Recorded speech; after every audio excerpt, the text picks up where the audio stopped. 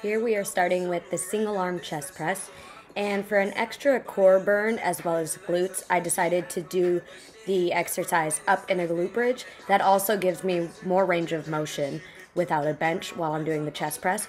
So starting with dumbbell at the top, you're going to notice elbow comes down at an angle, and here I'm going as slow as I can on the way down, then exploding up. Here for the negative push-up, I'm going to show a few different variations. The beginning is all the same. We're going to rock forward, bringing elbows squeezing up against the ribs, hips tucked under for tight core and glutes. We're going to lower down as slow as we can until chest lands right between the hands. From there, I gave you the option of either pressing out of the push-up for more of a challenge or rolling back to child's pose.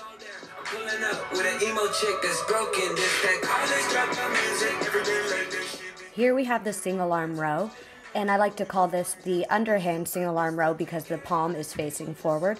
With both shoulders down away from the ears and slight bend in the knees with hips back, we're going to pull dumbbell to bring wrist towards the hip bone.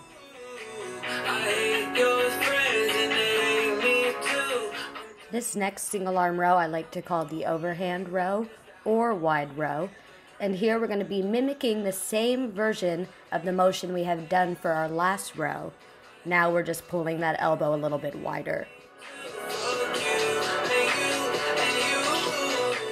Set up the dumbbell pullover by laying on the back, tucking the knees towards the chest, and gluing your lower back down to the mat.